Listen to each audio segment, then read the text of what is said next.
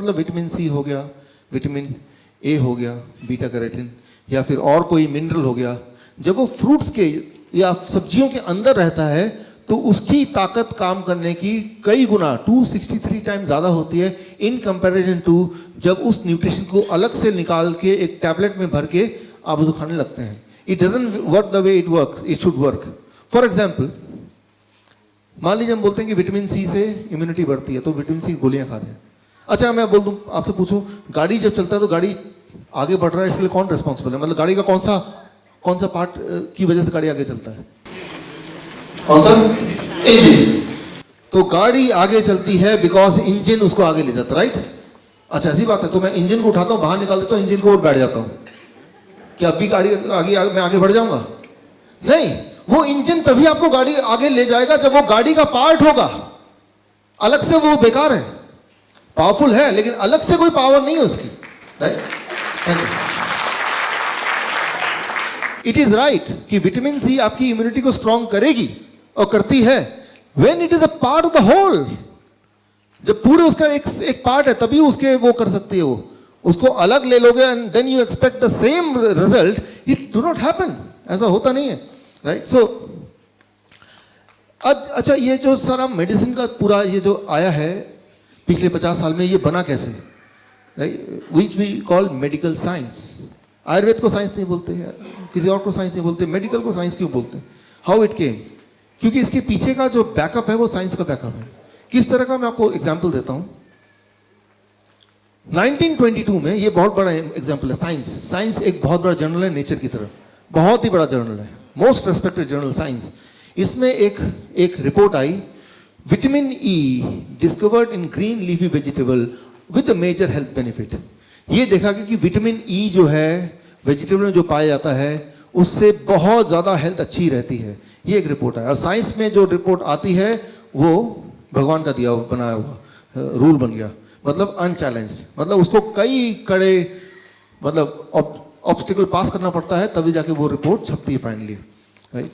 Biased report नहीं छप सकती, ओरिजिनल रिपोर्ट छपती है.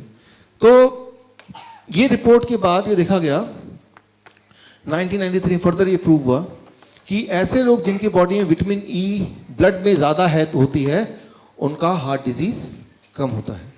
तो पहले तो ये प्रूव हुआ विटामिन ई वेजिटेबल्स में जो है वो हेल्थ के लिए बड़ा अच्छा है. साथ में ये भी प्रूव कर दिया गया विटामिन ई ज्यादा ब्लड में तो हार्ट डिजीज कम. क्लियर? अब आप एक बिजनेसमैन है, आपने क्या किया, ये दोनों रिजल्ट निकाले और तीसरे आदमी को दिखाया जिसको बेचना चाहते हैं, देखो भाई vitamin C is good for health and is good for heart disease. वो मान गया, साइंस जर्नल में आया.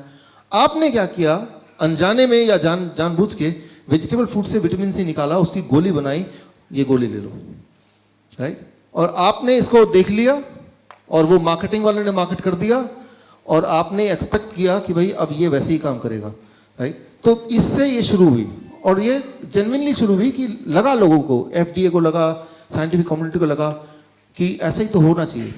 लेकिन जिन लोगों ने ये दवाइयां लेनी शुरू की उनको ट्रैक करना शुरू किया, ट्रैकिंग एजेंसीज. फिर फाइनली ये रिपोर्ट आया 2008 में, vitamin E in supplements can increase the heart disease, right? Vitamin E supplement form में लेंगे तो हार्ट डिजीज बढ़ेगा, विटामिन ई अगर सब्जियों से डायरेक्ट बॉडी में आएगा तो हार्ट डिजीज घटेगा. राइट? अंडरस्टैंड? सेम न्यूट्रिएंट है but two opposite action depending on how you are taking it. क्या ले रहे हैं ये इंपॉर्टेंट नहीं है, कैसे ले रहे हैं that plays an important major role. लेकिन ये अंडरस्टैंडिंग कब आई मेडिकल साइंस में? ये आते आते 2008 हो गया, अब आ रही है धीरे धीरे, आज से 10 साल बाद पहले, राइट? या उससे भी और थोड़े से पहले, कि क्या ले रहे हैं वो इंपॉर्टेंट तो होगा लेकिन कैसे ले रहे हैं, कौन से सोर्स से आ रहा है, that is even more important. Rather उसको सप्लीमेंट फॉर्म में लेंगे तो जो एक्सपेक्टेड उसका बेनिफिट था वही उसका नुकसानदेह हो जाएगा, राइट? अब वो नहीं पता क्योंकि मेडिकल कॉलेज में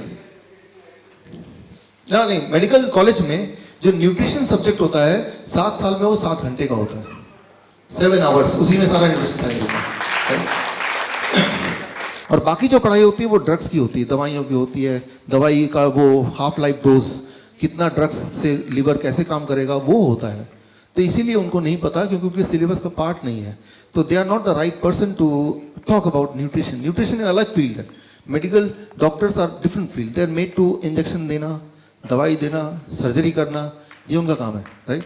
उनका काम फूड के बारे में नहीं बताना है, न्यूट्रिशन के बारे में नहीं बताना है उनका, राइट. तो उनको पता नहीं होगा क्योंकि उनका सिलेबस का पार्ट नहीं है, राइट. सो और कुछ समय पहले, आज से 10-15 साल पहले तो मेडिकल साइंस को भी नहीं पता था, राइट. साइंस को भी नहीं पता था. बट नाउ साइंस को कैसे पता चलता है? Science itself is not science. पहले एजम्पशन होता है कि शायद ऐसा फायदा होगा, फिर कुछ लोग उसको अपनाते हैं, लाखों लोग, फिर उनको ट्रैक किया जाता है सालों साल तक, फिर देखता है ये तो उल्टा हो गया, फिर दैट बिकम्स अ साइंस. फिर रिजल्ट को कोलेट करते हैं, वो रिजल्ट को डिस्प्ले करते हैं, राइट. तो पहले एक एक्सपेक्टेड गोल होता है, शायद ऐसा काम करें, उससे वो जर्नी शुरू होती है. फिर वो 10 साल चलती है, हजारों लाखों लोग उससे पीड़ित होते हैं, फिर वो उसका रिपोर्ट कलेक्ट होता है, फिर वो एक जर्नल में आता है. This is science, right. Science ऐसे होता है. वो मॉलिक्यूलर लेवल में पहले ही पता चल जाए कैसे काम करेगा, वो साइंस नहीं है. उतने इवॉल्व अभी तक टेक्नोलॉजी हुई नहीं है. अब देखिए, ये है journal of American medical association का रिपोर्ट. और similarly vitamin E supplement leads to higher cancer episode.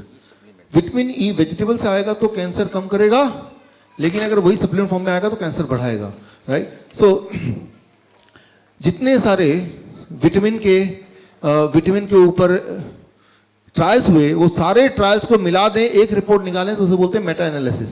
और उसमें भी सेम ही बात की जा रही है कि अगर कोई सप्लीमेंट फॉर्म में कोई चीज़ आप लेंगे